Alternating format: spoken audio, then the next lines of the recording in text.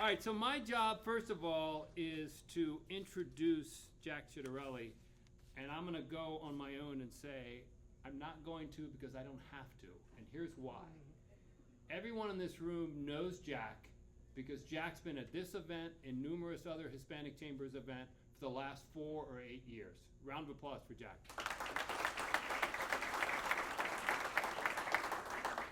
And I'm going to make another point. I travel around the state, whether it's an African American Chamber event, whether it's a Pride Chamber event, whether it's Executive Women of New Jersey event. Often I'm the only reporter here. Often I'm joined by Matt Faisalpour. But I can tell you what often is the case is that Jack is the only candidate who's ever at all of those different events. Jack understands the depth of New Jersey and wants to represent everybody. This is not PR for him. This is just a factual statement. So Jack deserves a round of credit for always being at all these events. All right, now that we're nice, we're going to grill the hell out of him. That's the way it goes. So Jack, here's what we're going to do. We're going to bring you up. You can do about 5 or 10 minutes. You can talk. And then I got questions. Oh, and I'm going to tell you one more thing about Jack. Before the event, I said, there are questions. Do you get them? He goes, I don't care. Ask me anything you want. I'm a governor. If I can do it, I should be able to handle it. So Jack Ciattarelli, go nuts, and then we'll do some questions. That's not exactly what I said. What I said is, I'm happy to answer any and all questions, but if it's hard, I'm going to give it to Luis. That's what I said. It is great to be back with you. It's not the first time, nor it will be the last time. If we were to partition new business formation across New Jersey by ethnic group, more new businesses are formed in this state by the Hispanic Americans that call New Jersey home, and I thank you for doing that and for all it is that you do to contribute to our state economy. We generate billions in economic activity, and we can do more. One of my primary objectives as governor is to make sure that New Jersey is no longer one of the worst places in the country in which to do business. I refuse to be that governor. This can change by changing our tax structure and our regulations. I believe that we can do both of those things without screwing the consumer or doing irreparable harm to the environment. Why is that so important to me? Well, the current administration will try to tax their way out of the fiscal mess in Trenton. I will reduce the size and cost of our state government very, very responsibly, but you can't cut your way out either. The only way to save New Jersey, fiscally speaking, is to grow our economy. And the way to grow our economy is to make this a better place to do business, particularly for entrepreneurs and small businesses. Why do those particular individuals hold a soft spot in my heart? 100 years ago, my grandparents immigrated to New Jersey, Raritan in Somerset County, because somebody from their village in Valentano, Italy had preceded them to Raritan for reasons I don't know. My grandfather started out in the ditch for the water company. He was a laborer, saved his nickels and dimes, bought a backhoe, a trailer, and a dump truck, and within a few years was a very, very successful independent contractor for the utility companies. My father came late in life, and my grandfather's business had already been sold by the time my father had reached adulthood. My father was a 38-year union pipe fitter for Public Service Gas and Street Department. My mother worked midnights on the line for J&J. But in the 60s and 70s, there were 10 years in which they became restaurant bar owners in Somerset County, in the town that my grandparents immigrated to.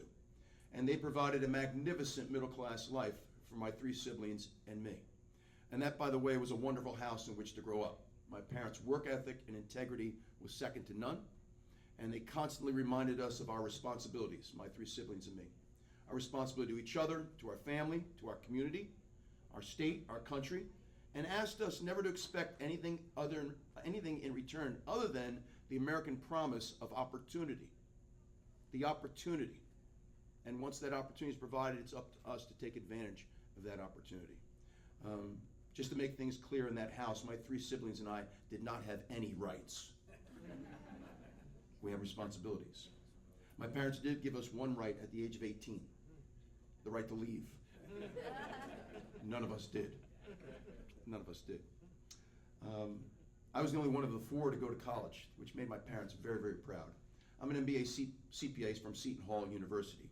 And I, too, I won't bore you with how, ended up in my own business in the medical publishing industry. I sold my first business in '98, tried retirement, failed miserably, started another one in 2000, sold that in 2017. I, like many of you, if not all of you, created jobs and economic activity right here in New Jersey with entrepreneurship. And so 3 generations of Ciattarellis have achieved the American dream right here in New Jersey. And so when people ask me, why are you running for governor? My answer is quite simple. I want today's New Jerseyans and future generations of New Jerseyans to feel confident they too can achieve their American dream right here in New Jersey. And particularly for small businesses, here's what I want to do. Make it easier to form your business. There should be one page in our state government website under the newly formed Department of Commerce. Why is that so important? New Jersey is the only state in the country that does not have a Department of Commerce. We used to, but it kind of went away during the Great Recession under Governor Corzine and Christie. We need to bring back a Department of Commerce. I think it sends a terrible message that we don't have one. I think it sends the right message that we do have one, and we will under Governor Ciattarelli. For small businesses in particular, after making it easier to form your business, I believe the first $100,000 of business income should be tax-free. The first $100,000 of payroll exempt from employer payroll taxes. And let's not ever tax the gain on the sale of an entrepreneur, sole proprietorship, or family-owned business, and watch entrepreneurship take off right here in New Jersey. Those are just some of the things that we can do to make New Jersey a much more attractive place to do business. I'm going to tailor my comments today to small business because I think that's the vast majority of your membership, is it not? And let me say something else about your membership. And Jeff is here from the Veterans Chamber. Tom is here from the New Jersey Chamber. No membership is happier than the Hispanic Chamber of Commerce, right? I've never seen such happy members. And so I asked Carlos, what's in the coffee? He said, I can't tell you. Can't tell you the secrets. But it's a very, very happy membership, which says something that its leadership is doing its job, as Jeff is and as Tom do for their respective members. What's really, really important here in New Jersey? There was a disparity study in the state that showed that minority-owned businesses are not getting their fair share of state contracts. That's not right.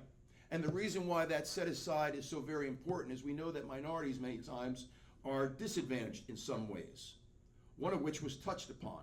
For example, and I'll speak with our banks about this, but there is a thing called the Commercial Lending Act that says a certain number of loans are supposed to be lent in the minority community. And we're not seeing that fulfilled as best I think we could, okay? I think we need to form a better partnership with our bank community to make sure that minority-owned businesses do have access to capital, right? So, but also with that disparity study, we want to make sure the set-asides are being fulfilled. And I will take care of that on day one by executive order. And that is not to say that I don't respect the legislative process. But Phil Murphy can correct something today. He, by executive order, can change New Jersey's procurement process to make it easier for minority-owned businesses to get their fair share of state contracts. It bewilders me as to why he has not as yet. I'm stating fact. I'm not stating that as a matter of, I'm not a hyper-partisan, but it's a fact. He can change the procurement process today. If you speak to any minority-owned business that does business in both New York and New Jersey, they will tell you that the procurement process in New York is much better, much fairer than it is in New Jersey. We can fix that today with a new procurement process. We also know that the great privilege of hosting the World Cup will provide enormous economic activity. The great question is, are our New Jersey businesses and our minority-owned business going to get a piece of that pie? Here's something that concerned me greatly recently. The New York, New Jersey World Cup Host Committee, not the New Jersey, New York World Cup Host Committee, despite the fact that New York isn't hosting any of the games, and we are. We'll get to our identity crisis in a second, because we're not going to be playing second fiddle to anybody when I'm governor. Recently awarded a marketing contract to a Miami-based firm. I just want to let that sink in for a second. The World Cup Host Committee, that is comprised of New Jerseyans, some of which are very prominent, including its chairperson, awarded the marketing contract for the World Cup to a Miami-based marketing company. Is there anybody in the room who's willing to raise their hand that says they don't have a problem with that? Do I need to give them more time, Carlos? Come on. Come on. New Jersey should be first in all matters in opportunities such as this, and we will be. As governor, I will make sure that the northern part of our state does not feel as though it's in the shadow of New York. The southern part of our state does not feel as though it's in the shadow of Philadelphia. We are not going to conduct ourselves like the JV. We are the varsity, damn it. And I'll tell you one other thing, if you allow me to get off my chest, because it's therapeutic. I was recently coming back from a campaign trip, and as I'm landing in Newark, the little screen in front of me, and what you watch is the back seat of the seat in front of you that you watch movies on, as I'm landing in Newark, says, "Welcome to New York." And so my question for all of you is, when you land at JFK, does it say, "Welcome to New Jersey"? So I'm going to have a little fun on day one of my administration. After being sworn in and given me my inaugural address, I'm going to go to my desk in the executive branch. And my first phone call is to the CEO of United Airlines, who is our tenant at Newark Airport, and ask him to change that damn screen every time you land in New Jersey. You guys get my point. Tom, with that, I don't like to be a ball hog. Listen, I'm all about making New Jersey a better place to do business. One of the things that pains me today, the American dream, however you may want to define it, the education of your dreams, the job of your dreams, raising a family here, starting a business here, retiring here. Those are all the things that people are terribly insecure about today, if not fearful. I don't want to be a governor of a state where people live in fear of being able to achieve their American dream. I don't want to be a governor of a state in which people are fearful of any one of those things or a combination thereof. I believe leadership matters. And when something I love is broken, I'm determined to fix it. The state of New Jersey, despite everything it is that you're doing, and congratulations on your success, but the state of New Jersey in a number of different ways is broken. I believe that leadership matters. And that's why it's my great privilege to be with you once again, not the first time, not the last time, and if I may say so, in person. It's great to be with people who are achieving their American dream right here in New Jersey, but we want the same for future generations as well, and that's what this campaign is really all about. So Tom, with that.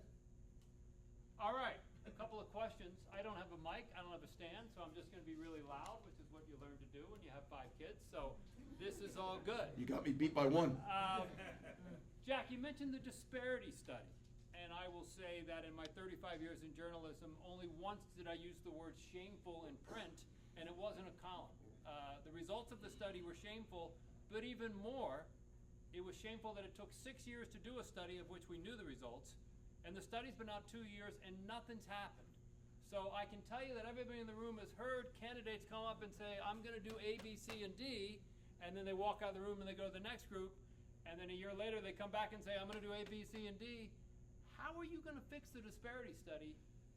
That's what the folks here want to know. First of all, thank you for mentioning the fact that the disparity study only confirmed something we already knew. Already knew. And you know what government is famous for, politicians in particular, is let's do a study, which buys more time. But the fact of the matter is, a large part of what we see is causing the disparity study could be corrected right here now, as I said in my opening remarks, by changing the procurement process here in New Jersey. And I will tell you, as a CPA, there's things that I actually get excited about that a lot of politicians don't. It's something I call operational efficiency. And so the procurement process is inherent to what it is CPAs do in their audits. And when you own your own company, you make sure that your processes work for your customers, for your vendors, all the above. So we can fix things today. I think that we need to readdress the set-asides. I think there are other thresholds that need to be readdressed. We have a $5 million threshold, for example, on contracts that are exempt from things like project labor agreements and prevailing wage. 5 million, considering what's happened in the last 5 to 10 years with inflation, is a low number, and I think that too needs to be readdressed. But we also need to make sure that the process is an easy one so businesses can easily qualify and get their access to state contracts. And by the way, I think there should be one step qualification process. Once you've qualified at the state level as a minority-owned business, I think that labeling, you've established, that met all the criteria, that should empower you to do business anywhere across the state, whether it's with a municipality, a county, or a board of education when it comes to public contracts. All right. I've known Jack for a long time. Jack knows that I'm a straight shooter, as is he, so I'm going to ask the question in the room. First of all, how many people are surprised to hear that this is the Republican candidate for governor, not the Democratic candidate? The things that you're saying, is that surprising to anyone? No? Okay. So here's the thing. You've said the word diversity, you've said the word minority, you've said the word set aside, you said contract. some people in your party would say those words don't exist, and that there shouldn't be separation, and we shouldn't identify minority businesses and challenges that they face. That's a tough question. That's what people want to hear, how you feel locally versus some national views. I'll throw it at you. What do you got? Well, I'll have a little fun and say that 5 weeks and 2 days ago, I beat those people by 41 points.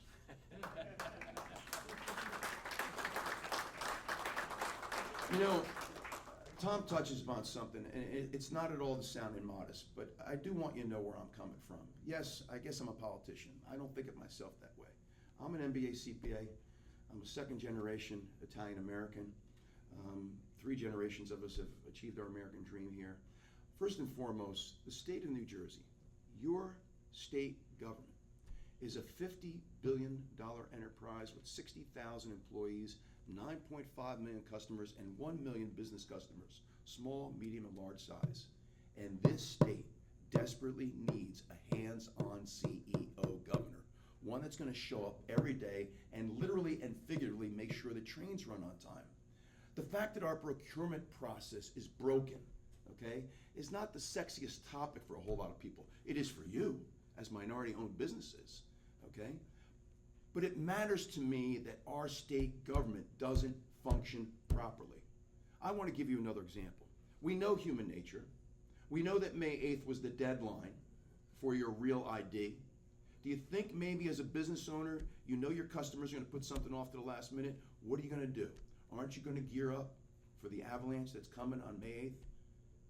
When you called on April 30th to get your real ID, they're putting you off till July. In Florida, you can walk into a DMV and walk out with your real ID in an hour. I can't impress upon all of you enough something I feel really strongly about. We may disagree on policy on how to lower property taxes. We may disagree on policy on how to improve our public education system. We may disagree on policy on how to empower law enforcement to keep our communities safe. But shouldn't the trains run on time? Is that a Republican or Democratic issue? But I will say this to you. You've never had a candidate before you who's an MBA CPA. You've never had a candidate before you who's a 2-time business owner. You've never had a candidate before you who's ever won and served at every level of government, term limiting himself each and every time. Twice at the municipal level, twice at the county level, 3 2-year terms in the state legislature, all in a town, a county, and a legislative district where Democrats significantly outnumber Republicans. It's not because I'm not a proud Republican. It's not because I'm not conservative, although some people may consider me liberal on some issues, okay? It's because there's no Republican or Democratic way to fill a pothole at the municipal level. It's because there's no Republican or Democratic way at the county level to fix a bridge. And at the state level, there's no Republican or Democratic way to fix the damn procurement system to make sure minority-owned businesses get their fair share of state contracts. And so the biggest compliment I get when I walk out of a room after not being introduced as the Republican nominee is somebody comes up to me and says, I really like what you had to say today. What party are you? In my opinion, we need more of that. That's not to say I'm not a proud Republican. That's not to say that this isn't a competition. If Carlos and I go and play golf tomorrow, and it's $5 a hole, and I win, I want my money. And let me tell you what I'm going to do with it. We're going out for dinner afterwards, and it's on me. And tomorrow we'll do it again. And tomorrow we'll do it again. This is a competition. I am of the opinion, after 25 years of a Democratic majority, this state could use a different kind of balance. And so I am working very, very hard for my 80 assembly candidates this year. In 21, I flipped 8 of those seats with wind in my face. I believe I can flip at least 13 seats this year. And when I do, we get to 41. What's the significance of 41? A Republican majority in the state assembly for the first time in 25 years. I don't share that with you as a hyper-partisan. That's my responsibility as the Republican nominee. You know what my opponent's trying to do? She's trying to win more seats for her party. But the agenda that I'll lay out for you will be easier to achieve if I have a Republican majority in our state legislature. Is all lost if I don't produce a Republican majority? No. I think Carlos can attest, as can Tom, that I've got relationships on both sides of the aisle. And it's because I'm not a hyper-partisan. I'm a policy guy. Where people find disagreements is when they engage in hyperpartisanship. All right, I'm gonna jump in and I'm gonna give everybody here some free tax and MBA advice, which is great. Look, we all know nobody starts more businesses in the state than Hispanics and Latinos, and nobody starts more businesses in the States than Latinas, right? Absolutely. That's a round of applause right there, come on. So, as now a small business owner myself, the whole $100,000 free, no taxes, this and that sounds kind of cool, but I don't really understand it. Explain to people in this room who have a small business or are gonna start one tomorrow, how much that's gonna help the economy, just those couple of $100,000 set-asides, we'll say, that you want to introduce. If Tom doesn't understand what I'm saying, that means his company's not making money yet. I truly do believe the first $100,000 of business income be tax-free for a family-owned business, sole proprietorship, what have you. I think that will spark entrepreneurship here in the state. The first $100,000 of payroll exempt from employer payroll taxes. Those are fiscally responsible. They don't bust the budget.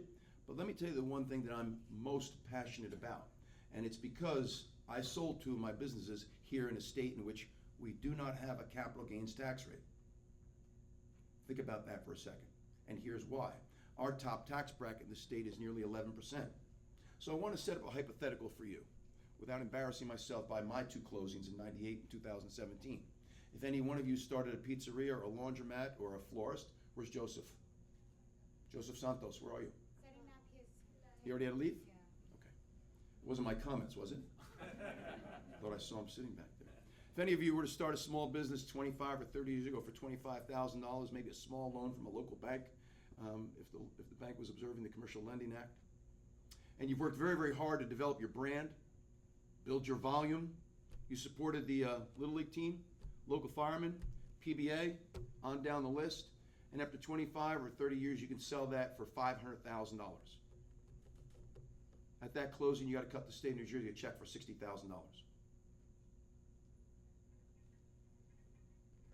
I didn't get an SBA loan. I didn't get a grant from the state of New Jersey. I didn't get any tax benefits. My two businesses came right out of my pocket. That was my risk capital. I created those jobs. That's good for New Jersey. At one point in time, my second company had 35 employees. What great pride I had coming in each and every day knowing that 35 people were paying their rent, paying their mortgage, putting the roof over their head for their children, putting the meal on the table for their kids, saving for their children's education. Very, very gratifying. And when I sold that business, I don't want to tell you the check I had to cut to the state of New Jersey.